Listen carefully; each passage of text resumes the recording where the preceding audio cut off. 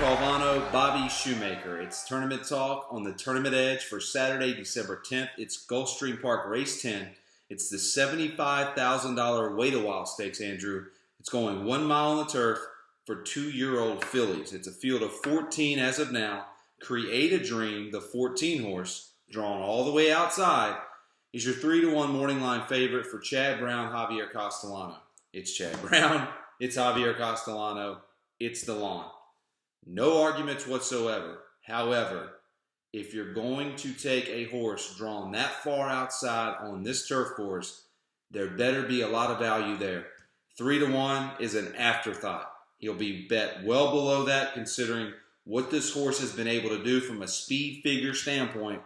Here, her first 2 times in America, Andrew, you could say it's your most likely winner. I wouldn't even go that far. But I certainly understand why this horse is the favorite. Without a doubt. And I knew this one was a talented horse coming in. And when I did morning line odds, I did have this one as the 9-2 favorite just because of, who this one has faced. But 3-1 was very, very surprising to me. And I had some horses lower who are now inflated odds. And we'll talk about those horses in a second here. But speaking more specifically on number 14, Create a Dream. Obviously, when you see horses like New Money Honey, a Breeders' Cup winner, and Coasted, who was a Breeders' Cup place horse in the running lines, obviously attention is going to be drawn, and this one won the Chelsea Flower Bowl. But we talked about a very similar horse last week. Going along on the turf here at Gulfstream Park, coming out of that 14 post, coming out of that 13 post, but just so beatable. So beatable on this turf course, and I think that's a major play against. Now you're getting Chad Brown and Castellano. This horse might now from 3-1 might be 9-5. I think 9-5 is it. I only put 9-2 because it was a 14 horse field. I thought I was being fair. So 9-5, I can definitely see that. What a horse to beat. Now, not down in the town of this horse. No. This horse was a 7 horse. I think he beats the field. Right. But I have to beat him. It's just so tough. We talked about it last week, and we can go on for days just talking about the post itself. But definitely think this one's beatable. Let me ask you this about the other Chad Brown horse real quick, Andrew. Let's talk about the pace here. Before you give us your top selection, let's let the viewers anticipate who you think the winner is going to be for a little bit longer. Chad Brown sees fit to put the 9 horse, Lady Alexandra, in this race, going from 6 furlongs to a mile, obviously stretching out, first time on the turf. Do you think this is a situation where Brown is putting this horse in this race to speed this pace up, to set it up for the 14 to come from off of it? Because that's certainly what it seems like to me. Yeah, and I thought that too, but I wasn't really impressed with the speed that this one showed last time out. Now, granted, that was at 6 furlongs. It was over a muddy course that was taken off the turf. Now we're talking stretching out to a mile, and we're back on the turf.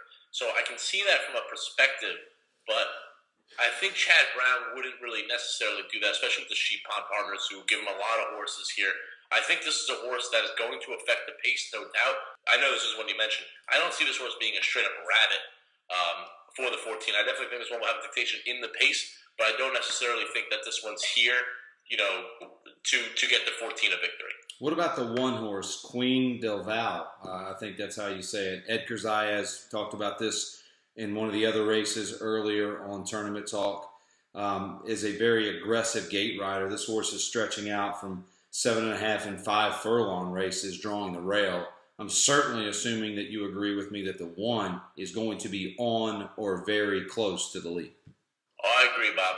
And, I definitely think this one's the quickest of the group here. And I think this one's a very dangerous horse the more you look into this one here. But obviously the stretch out's a concern. This one has raced at 7.5 furlongs twice, which is on DRF it says the distance over the course is 2 for 2. So maybe they just include that extra half furlong, on it. Maybe it's an error, not sure. But either way, a very similar setting here today. I think this one is definitely the quickest of the group. And to be honest, I didn't really see the race that hot as far as a pace perspective. Now, the 11, Indian Mantuna, thought this one was very quick, but didn't want to deal with that outside draw. Didn't think this one could really have a dictation. I think the 9 and the 1 are the real early pace setters. But for, like I said, I'm not sure about the 9 and how aggressive this one's going to be ridden, if that's in the case for the 14's best interest. I really think the lone speed sits in the hands of number 1, Queen DeVal. Let's talk about the 2-horse for a second. We can't move on without discussing Todd Pletcher with Luis Saez aboard. And I mentioned this to you previously. Todd goes to Luis in situations like this quite a bit down here at Gulfstream Park. He's 4-1 morning line, won an allowance race last time out, ran a very solid third October 1st at Gulfstream Park, and broke her maiden June 22nd at Belmont at 6 furlongs. To me, Andrew, I haven't seen enough of this horse as far as a progression is concerned after that impressive victory on June 22nd. Yes, the horse won last time out. My numbers say he didn't come back that fast at Gulfstream Park West. She's 4-1 because of Todd Pletcher and Luis Saez. I really will be surprised if this horse runs in the money. Your thoughts on the 2-horse Bahama Halo? Without a doubt, and I actually had this one 8-1 morning line, so surprised by the 4-1. Maybe I'm just that far off, but didn't really think that this one was going to have a real opinion on the pace here. Now, obviously, you look at the horse this one's been running against, Coasted and such forth. Bob, when I handicap and I cross out things I don't like in the running lines, and when I make excuses, and then I begin to circle what I do like about the horse, that's generally how I handicap, in a race like this. But after crossing out so much and making so many excuses, I'm not left with much to believe that this horse is a value or can progress off the what I mark as errors or general excuses. So I think at 4-1, this is another short price horse that you're going to have the opportunity to beat. We're in the same boat there. Let's go to your guy, Grand Motion, who you and I both have went to a lot this fall and into the winter. That's Party Boat, the 8-horse. Motion, Joel Rosario aboard. Surprise, surprise, won October 26th at Keeneland. Here's where I'm torn about this horse. The number didn't come back where I would like it, but it really didn't look like this horse really tried that much. I mean, Trevor McCarthy really looked like he had this race in hand the entire way around the racetrack, going a mile and a 16th that day. Here's my question to you. Is it this horse just isn't fast enough, or is it we haven't seen the best of this horse yet? I think it's definitely the latter, Bob. And for that reason alone, I think that's why you saw this horse, in a Keeneland race rather than in, a Laurel race as Grand Motion would have had his others. I watched the replay. This horse was in hand the whole time. Yeah. I think if McCarthy really wanted to, he could have won this race by 5 lengths. I think they were well reserved. I think they knew a bigger spot was to come with this horse. Now, obviously, a $75,000 race isn't necessarily, it's not like saying, oh, this one was preserved for a Grade 1 race. It's only a $75,000 overnight, but still, I think there was a lot left in the tank with this one. I was going to pull the trigger on this horse. About half hour before we went on, this was my horse. I looked more and more and more, and I saw a horse at a bigger price. I don't think this one misses the board. I'm going to key this one up and down with my horse, but I think Party Boat at 5-1 is very good value. Now that you set it up, give us your top selection here in Gulfstream Park Race 10. Without a doubt, Bob, and we talked about her a little bit, and I'm going to go with number 1, Queen DeVal, and I'm going to hope she wires this group. I was on a horse very similar last time. Granted, it was on the dirt with Chepstow, low in speed with Edgar Zayas, in a similar type horse. I really think Edgar Zayas gets loose with this horse. I think they just go ahead and take it. Obviously, this one is coming from a 5-furlong race, but as we spoke about earlier, this one has the experience at the distance. I like that a lot. Edgar Zayas, once again, reiterating my point, very, very aggressive. Now, this one's won 5 in a row. Started off on the maiden claiming circuit June 24th at Gulfstream Park on the dirt. Finishes 3rd, decent race, whatever. It's claimed out of there. So now they know the talent that arises in this horse. Wins the maiden 35 by 6.5 lengths. They automatically protect this horse. 5 wins in a row, all on the turf, 2 at the distance here. Now, obviously, gets the best post this one could ever want. If this horse was on the outside, obviously it's tough to play, but I think this one gets a very nice setup in here. I honestly think this one could be loose on the lead and hopefully wire the group. I love the buyer that's coming out of that last race, and not much else is competing with it. To be honest, other than the 14, who's only a couple points higher, but we made a great case for why the 14 can be beat. So give me 12 to 1 on Edwards Island, a very similar station that we made a nice hit last week. I'll take this one to wire to group at a number. I mentioned to you, Andrew, that I wouldn't take the 14 horse based on the post and the value. But I also said if you're going to take a horse, from that far outside, you better get close to double digit, if not double digit odds. And that's where I'm going to go here. I'm going to go outside to the 12 horse Lady Hanson at 12 to 1 morning line for Mike Maker, Paco Lopez. First of all, it's Mike Maker. Second of all, it's Paco Lopez. Maker is one of your better turf trainers in the country. And as I mentioned on another race earlier about Paco, this is one of his better meets. Look, this horse, his first two turf starts in her career, you could clearly see that she wanted to go longer. She wins at Ellis Park against not much, does it from the clouds basically in a 5.5 furlong turf race, wins the race. In a $350,000 stakes race at Kentucky Downs, a very quirky racetrack, she's once again closing to only lose by 2 lengths to Lowell in Carolina Test. Throw the dirt race out. Go to the November 16th race at Churchill Downs. I would argue that in the fall, Churchill Downs might be the best meet in the country.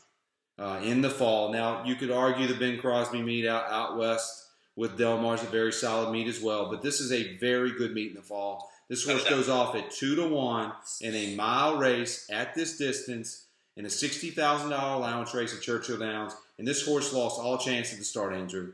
Broke slowly and ended up having to go 8 wide. And really, the horse was gaining late, was actually picking up stride, if you can imagine, after losing that much ground, going 8 wide after breaking slowly.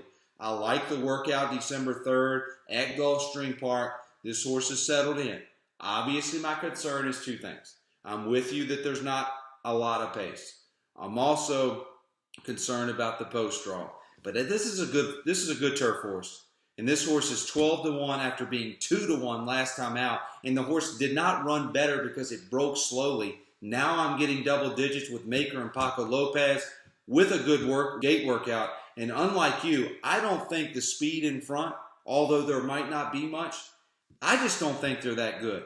Maybe this horse can settle and be closer to the lead because we don't know how fast this horse can be early because the horse broke slowly going a mile distance. I like this 12. I don't like the 12 as much as I like the 9 back in our first race that we covered this weekend, but this is my second strongest play. Lady Hanson at 12 to 1, not without a look. Without a doubt. And I looked at this one a long time, and like you said, you throw out that dirt race at Keeneland, wanted no part of that. But the turf races have been very strong, and though you only have 1 win from it, you have excuses, especially last time out when breaking so slow. I mean, this one did cover 5 lengths to close on. So you think of this one's right where it's supposed to be. You get a better outcome there. But I wanted to ask you about this horse. I wanted to ask you what you thought about the blinkers on move. You're back to the blinkers after the last time without them, and you got some quicker works. Does that suggest to you that maybe it was a fluke of breaking slowly, and they just want to get this horse more focused? Yeah, that's it. In that sense, what do you think she's set? This is why we do this show together, Andrew, and I apologize to the viewers for not bringing up that point. I had that in my notes, and I said everything else but that. Use Kobe's back as an example. Now, obviously, Kobe's back is much better than anything in this field, but that's not my point. The Yurtons have been able to get Kobe's back to break better because of the blinkers. And I don't think it's a coincidence that the 12 broke poorly last time out without the blinkers. So 2 things here. And more importantly, it's going to be my second point. First of all, yes, they want the horse to break better out of the gate. Blinkers, well documented, improves the gate breakage. Secondly, we are in agreement that there's not a lot of pacing here, right? So if the 12 with the blinkers on can be more aggressive from the bell and set second shelf, Andrew, I'm going to feel very good about this horse's chances to win. So I think the blinkers are on to get him out of the gate better, to also get him in the race quicker, or get her in the race quicker, rather. I really like this 12, and I like the 12 even more because the blinkers are back on. Awesome, yeah, and that's what I was thinking as well. And this is what I'm definitely going to include. So Hats off for a great pick. And like you said, though we talk a lot, we talk down a lot how we don't want anything to do with the outside post here at Gulfstream Park. At 12-1, you don't find Mike Maker and Paco Lopez at 12-1 and at many other junctures. So, it's good to see we're going out here and getting value. Definitely in a race that we think can get it. Bob, wanted to ask you about one horse before we wrap it up here, and that's number 13, Past the Bourbon. Second off the layoff from Mark Henning. Now, look at this horse. Second of the debut back in May. Yes. That's on the dirt, a length and a quarter behind our Precious Stone, a good Bruce Levine horse that does his best work in the spring meet at Belmont, in my opinion. Right. Horse is still a maiden. Now this one goes in a Limbrook State Bred Stakes, beaten favorite, finishes third. Still a maiden, finishes second behind Christening, and then they move into the turf, breaks the maiden. Now they go to the Joachim BMC at Belmont Park. Loses to Filibuster, who would come back and win. Right. We've already made the fact that this horse may not really like the dirt. They get back on the turf, she wins again. So now we're 2 for 2 here. It's Julien Leparoux, it's Mark Henning. I think this is a horse that at 10-1 is a good underneath play, maybe closing from the clouds. Yes. But I think this one can step out. But I think at 10-1, this is a horse that may be hitting the boards around us some trifectas. Yeah, I don't see. I would not get anyone off this horse for a lot of reasons. First of all, it's Henning and Julien Leparoux, and we're talking about the turf course here. Another reason is that if you like a 10-1 shot, I'm never going to talk you off of it. I mean, this game is about return on investment, and therefore I'm willing to argue if you like a 3-1 shot. But if you like a 10-1 shot, and especially in a race like this where you just really don't know how the pace is going to work out, I have no problem with you telling me that you think the 13 is, not without a look. I mean, furthermore, the horse did not get a firm turf course last time out. And again, as I mentioned previously, numbers can tend to be lower than what they really should be on off-going, and sometimes they're, escalated on off-goings. This horse is yet to get a firm going that mile distance. I think the pedigree's there. Certainly the OBS is there, $150,000 purchase. And Julien Leparoux, one of the better closing riders that we have in our game, especially on the turf, finds a way to take outside post and minimize, the weaknesses that you have from that perspective. I have no problem with the 13, but I really believe the horse right to the inside of him, the 12th horse, Lady Hanson, will end up being your eventual winner. So that's my top pick, Andrew. Give us your top selection one more time. Yeah, that's number 1, Queen DeVal. At 12-1 morning line. So that's going to do it for Gulfstream Park Race 10 on Saturday, December 10th. It's the $75,000 Wait a While Stakes going 1 mile on the turf for 2-year-old fillies. That's Andrew Calvano. I'm Bobby Shoemaker. Good luck. Good luck, guys.